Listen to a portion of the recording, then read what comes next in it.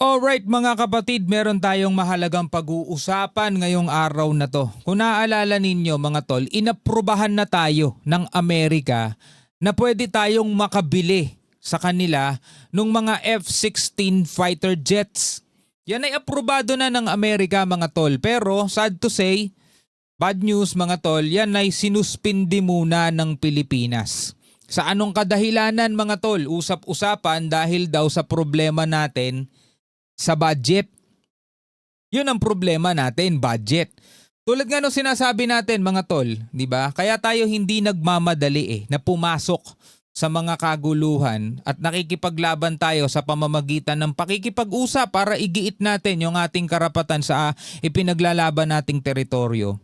Kasi nga, problema mga tol yung panggastos natin . Hindi birong pumasok sa bakbakan mga tol . Hindi natatapos ang gastos doon sa pagbili lang ng ating mga kailangan. 'Di ba? Syempre pagpapakain sa mga sundalo at saka hindi naman unlimited ammo 'yan. Katulad ng halimbawa sa mga games, 'di ba? Pwede kang maglagay ng unlimited ammo. Dito hindi mga tol. Bawat missile, bawat bala mga tol may katumbas na salapi. Ngayon, eto nga ang pag-uusapan natin. Sinuspindi muna daw mga kapatid ng Pilipinas etong plano ng ating bansa na pagbili ng F-16 fighter jets dahil sa ilang mga issue.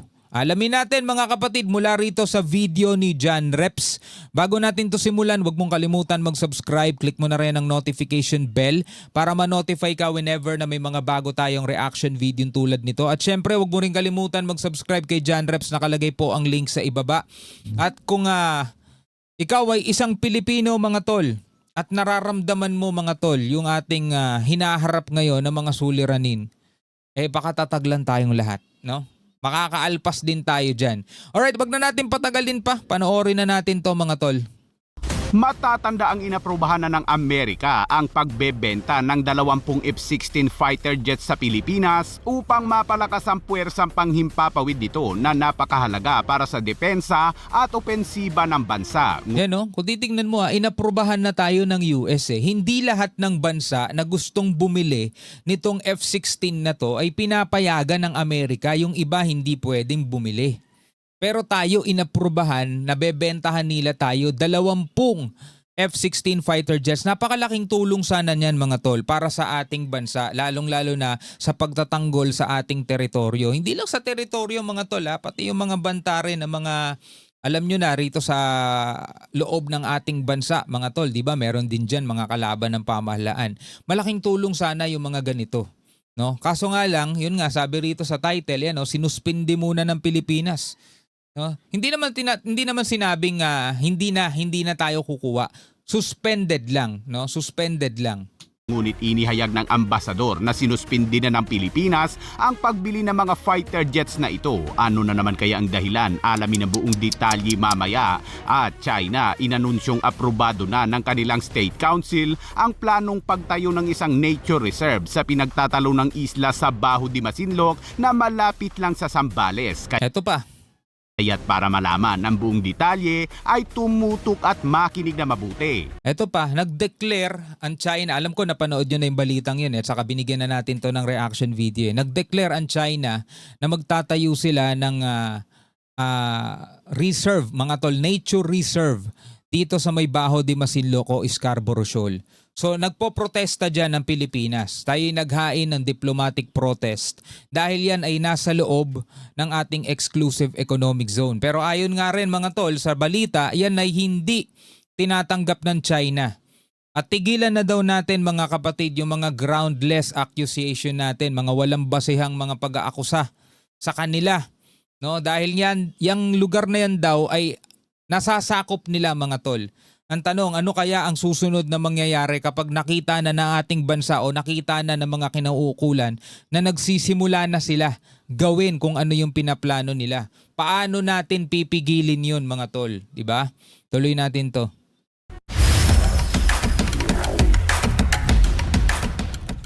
Habang patuloy na nagpapalakas ang militar ng Pilipinas, noong Abril ay matatanda ang inaprubahan na ng Amerika ang pagbebenta ng 20 mga F-16 fighter jets sa Pilipinas. 20, no? Malaking tulong sana yon. Kasama ang mga nauugnay na sistema, material at technical na suporta sa isang deal na nagkakahalaga ng 5.58 billion US dollars. Wala na, napunta na ata sa flood control. Sa kabuuan. Ngunit noong Martes, inihayag ni Philippine Ambassador to the United States, Jose Manuel Romualdez, na sinuspindi na umano ng Pilipinas ang plano nitong pagbili ng mga F-16 fighter jets sa Amerika dahil sa mga issue umano sa budget. Mga issue sa budget, mga tol. Ito'y sinabi ni Philippine Ambassador to the US, Jose Manuel Romualdez. Uy, kaapelido ni speaker na nasasangkot ngayon, mga tol. O maingay ngayon yan, mga tol, ang apelidong yan sa social media. Ako, marami kayong makikita tungkol dito sa mga problema rito, mga issue dito sa ating bansa. So ang sabi rito, mga tol, the Philippines is suspending its planned purchase of F-16 jets from the US. No? US due to funding issues, mga tol, no? The Southeast Asian country's top diplomat in Washington said. Ng mga F-16 fighter jets sa Amerika dahil sa mga issue umano sa budget. Ang Pilipinas ay pangunahing kaalyado ng Amerika sa rehiyon, kaya't nag-alok ang Amerika ng F-16 fighter jets upang mapalakas ang puwersang panghimpapawid ng bansa at makasabay ito sa mga lumalagong teknolohiya dahil mahalaga ang mga fighter jets sa isang labanan. Again, mga tol, hindi ako naniniwalang mahirap ang Pilipinas. Mismanagement lang talaga, mga tol. Sa kahit na anong kumpanya, kahit na yung kumpanya mo is multi-billion dollars company, kapag merong pumwesto dyan na hindi marunong, di ba, waldas, o kaya naman, mga tol, is sabihin na lang natin corrupt, babagsak at babagsak yung kumpanya na yon. Walang pinagkaiba yon, mga tol, sa isang bansa. Di ba? Sagana tayo sa buwis. Sa ating mga Pilipino, mga tol, sagana sa buwis, at yan ay hindi natin maiiwasan. Kasama na talaga yan sa buhay natin. Inevitable, sabi ka di ba?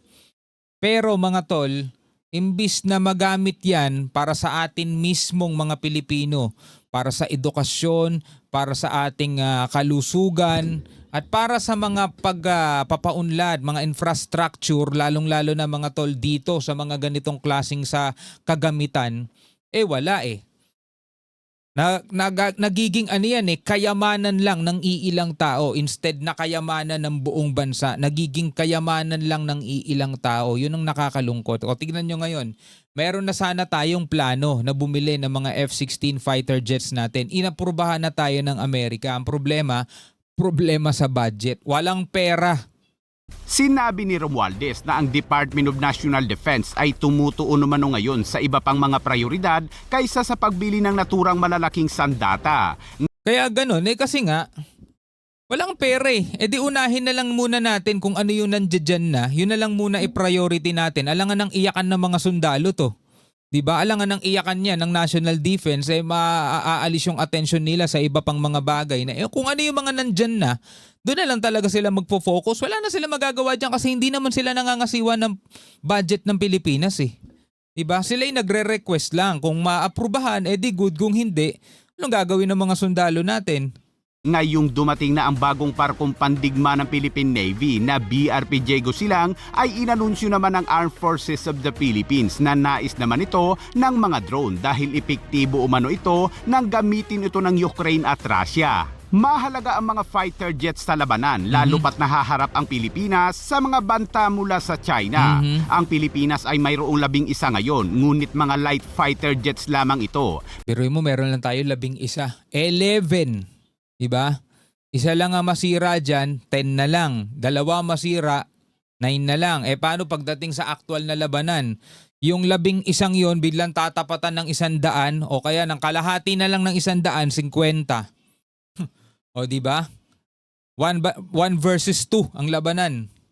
Mas maganda sana ang alok ng Amerika na F-16 dahil subok na ito sa labanan mula. O 1 versus 5 pala kasi 50 laban sa 11. basta na ang alok ng Amerika na F-16 dahil subok na ito sa labanan mula noon hanggang ngayon. At sakaling magkaroon man ang Pilipinas ng F-16 multi-role combat fighters ay malaki ang maidadagdag sa kapangyarihan ng Pilipinas dahil magtataglay ito ng mga malalakas na bala ng Amerika. Oo. Maraming armaments ang mga plug and play dito. Ngunit sa ngayon ay mukhang malabo pa ito sa sabaw ng pusit. Wala. Ano muna? Pangarap muna tayo mga tol. No? Pangarap na lang muna yan sa ngayon. Ganun talaga eh. Wala naman din tayong magagawa, di ba? At sa update naman sa West Philippine Sea, ang Baho de Masinloc ay isang matagal na at mahalagang bahagi ng Pilipinas kung saan mayroong itong soberanya at jurisdiksyon. Ang Pilipinas ay mayroon ding eksklusibong otoridad na magtatag na protektahan ang kapaligiran sa teritoryo nito at mga nauugnay na maritime zone. Dapat talaga tayo nagpoprotekta dyan kasi nga nasa loob yan ng exclusive economic zone natin. Do hindi natin siya pwedeng angkinin as exclusive din mga tol kasi hindi naman yan kasama eh. Hindi kasama ang Baho de Masinloc sa naipanalo natin dito sa 2016 Arbitral Award. Hindi nakasaad doon na tayo lang ang nagmamay-ari niyan. Yan ay traditional fishing ground ng mga bansa. No, hindi lang ang Pilipinas. So wala tayong karapatang angkinin yan as solo lang natin. Which is yun mismo ginagawa ng China eh. Pero mga tol, syempre, since nga nasa loob yan ng exclusive economic zone ng Pilipinas, may jurisdiction tayo dyan. Meron tayong karapatan na protektahan yan mga tol. Yan, malungkot lang mga tol, pinapalayo tayo eh. Pinagtatabuyan tayo sa lugar na yan eh. Ang Bahura ay matagal ng hawak ng China. Ito ay matapos nitong maisahan ng Pilipinas. Noong 2012, nag-usap ang dalawang bansa na parehong lisanin ng Bahura matapos ang kanilang standoff. Umalis ang Pilipinas, ngunit ang China ay hindi tumupad sa usapan. Kung Nalinlang. saan ang hukbong pandagat ito ay hindi umalis sa lugar at mula noon ay hindi na makalapit ang mga Pilipino sa Bahura dahil mahigpit na itong binabantayan ng China Coast Guard hanggang ngayon. Hindi na tayo makapangisda dyan mga tol. Hindi na tayo makalapit dyan. Kapag lumalapit tayo dyan, wala, pinagtatabuyan tayo. Kahit nga yung mga barko ng BFAR, barko ng Coast Guard na tumutulong lang, nagsasagawa ng humanitarian mission para sa mga maliliit na mangingisda, 'di ba? Pinagtatabuyan din mga tol, 'di ba? Alam niyo naman 'yun eh, napapanood nating lahat 'yun eh. At makalipas ang ilang taon, noong nakaraang araw lamang ay inanunsyo na ng China na inaprubahan na umano ng State Council nito ang pagtayo ng isa umanong Huangyan Island National Nature Reserve sa Baho de Masinloc. Ako yan na. 边岛是中国的固有领土。 Sa umpisa, ganun lang 'yon. Huangyan Island Nature Reserve. Yun lang 'yon. Sa susunod, magkakaroon na sila dyan ng mga military base. Sa susunod mga tol, wala na talaga. As in. Kahit siguro kaunting lapit lang, di na tayo makalapit kasi may military base na eh. Diba? Napakalapit lang yan sa Pilipinas mga tol. Konting-konti lang Siguro mga nasa 100 plus nautical miles lang ang Baho de Masinloc mula rito sa Pilipinas. Kung di ako nagkakamali search nyo na lang kung gaano kalayo ang Baho de Masinloc dito sa Pilipinas. Which is yan naman ay napakalayo ng 4 na ulit doon sa pinakamalapit na isla ng China. Pero para sa kanila pa rin yan. 建立黄岩岛国家级 And the establishment of the Huangyan Island National Nature Reserve is within China's sovereignty. Within China's sovereignty daw mga tol. Yung sinasabi nilang establishment na yan, tulad gano'ng sinabi ko kanina, ano kayang gagawin ng Pilipinas pag nakita na nating sinisimulan na o nagsisimula na yung construction? Paano natin pipigilan? May lakas ba ang Pilipinas para pigilan yun? 自然保护 Hindi nga nila tinatanggap yung protesta natin eh. 区是中方主权范围内的事，旨在保护黄岩岛的生态环境，维护黄岩岛自然生态系统多样性、稳定性、持续性，符合中国国内法和国际法，也充分体现中方作为负责任大国，积极保护生态环境，推动实现可持续发展的使命担当。 Diba? Yun yung sinasabi nila para protektahan daw. Diba? Actively protects the ecological environment and protects the mission of achieving sustainable development. Pero diba, ayon din mga tol sa ating mga otoridad, Since 2016 pa, sila din naman ang sumisira dyan. Hinuhuli nila yung mga hindi dapat hulihin tulad ng halimbawa, mga sea turtle, di ba? Yung mga ano dyan, mga malalaking, mga giant clam, mga ganon.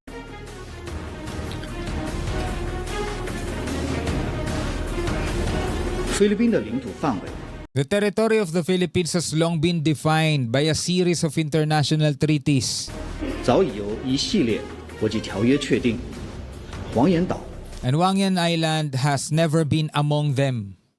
Never daw, hindi kailanman napasama itong Scarborough Shoal o Bajo de Masinloc doon sa teritoryo ng Pilipinas. 从来不在其中。中方不接受非方 The 的 Chinese side does not accept the unreasonable accusation and so-called protest of the Philippine side. 无理指责和所谓的抗议，敦促菲方切实停止有关 And urge the Philippine side to effectively stop the relevant infringement, provocation, and wanton hype 领权挑衅和肆意炒作，避免给海上 and avoid complicating the maritime situation. 局势增添复杂因 Huwag na daw nating palalain pa. 素。 Ayon sa mga eksperto ay bahagi ito ng mga estratehiya ng China tulad ng sinabi noon na magtatayo lang ito ng maliit na silungan sa mga isla. Ngunit ngayon ay isa na itong napakalaking mga military base. Diba? Maniniwala pa ba tayo? Dati, ito lang itatayo nila, oh. Maliit na shelter lang daw. Maliit na silungan, shelter, sabing ganun. O ngayon, tingnan nyo ngayon.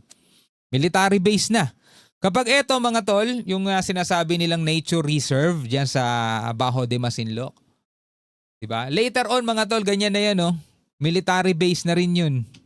Kaya ang plano nitong pagtayo ng isang nature reserve sa Bajo de Masinloc ay malamang na isa na naman itong military base. Mariing tinutulan naman ng Pilipinas ang planong yan ng China kaya't maglalabas umano ang Pilipinas ng formal na diplomatikong protesta laban sa iligal at labag sa batas na aksyong ito ng China dahil malinaw na nilalabag nito ang karapatan at interes ng Pilipinas alinsunod sa international na batas. Huwag kayo magagalit sa ating bansa na bakit diplomatic protest lang. Biruin mo, hindi nga tayo makabili ng F-16 dahil kulang tayo sa budget eh. Problema natin budget mga tol. Hindi naman libre ang pakikipagtagisan dyan. Hindi naman libre dyan mga tol, laban. Magastos yun. Philippines strongly protests the recent approval by the State Council of China of the establishment of the so-called Wangyan Island National Nature Reserve. Magawa sila ng artificial island na naman. Later on, yung sinasabi nilang reserve, nature reserve para maprotektahan daw, 'di ba? Magiging military base din 'yan. Bajo de Masinloc is a long-standing and integral part of the Philippines, over which it has sovereignty and jurisdiction. The Philippines, likewise, has the exclusive authority to establish environmental protection areas over its territory and relevant maritime zones. The Philippines will be issuing a formal diplomatic protest against this illegitimate and unlawful action by China, as it clearly infringes upon the rights and interests of the Philippines in accordance with international law. Biruin mo, pareho tayo ng sigaw eh. Diba? Pareho tayo ng sinasabi. China, Pilipinas, para tayo ng sinasabi na nilalabag ng magkabilang kampo ang soberanya ng bawat isa. Yun ang sinasabi ng China sa atin, yun din ang sinasabi natin sa kanila. Pero sino yung mas matimbang? Yung claim ng bawat isa o yung meron kang pinanghahawakang papeles? Diba? Katulad na lang halimbawa sa isang simpleng lupa lang eh. Kahit sino pwedeng umangkin eh. Pero syempre, ang mananaig dyan mga tol, yung sinasang-ayunan ng batas. Meron tayo. Diba? Meron tayong 2016 Arbitral Award. Kahit na sinasabi ng iba is just a piece of paper. Hindi. International law yun eh. Hatol ng international law yun eh. Diba? Kailangan irespeto yun ng buong daigdig. Magpasakop sa international na batas. The Philippines urges China to respect the sovereignty and jurisdiction of the Philippines over Bajo de Masinloc. Refrain from enforcing and immediately withdraw its state council issuance and comply with its obligations under international law.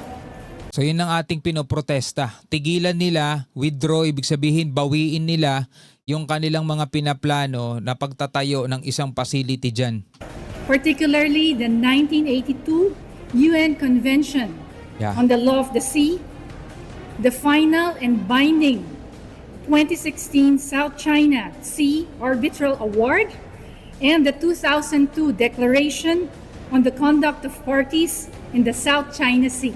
Matagal nang ginagawa ng Pilipinas ang pagpapadala ng diplomatic protest sa China, habang ang China naman ay wala namang pakialam sa mga protestang yan. Tama. Hinimok ng Pilipinas ang China na igalang ang soberanya at jurisdiksyon ng Pilipinas sa Bajo de Masinloc. Iwasang ipatupad at agad nabawiin ang paglalabas nito ng Konseho ng Estado at sumunod sa mga obligasyon nito sa ilalim ng international na batas, partikular sa 1982 United Nations Convention on the Law of the Sea at final na may bisang 2016 Arbitral Award. Hanggat kaya natin mga tol, yun lang talaga ang kailangan nating ipanawagan sa kanila.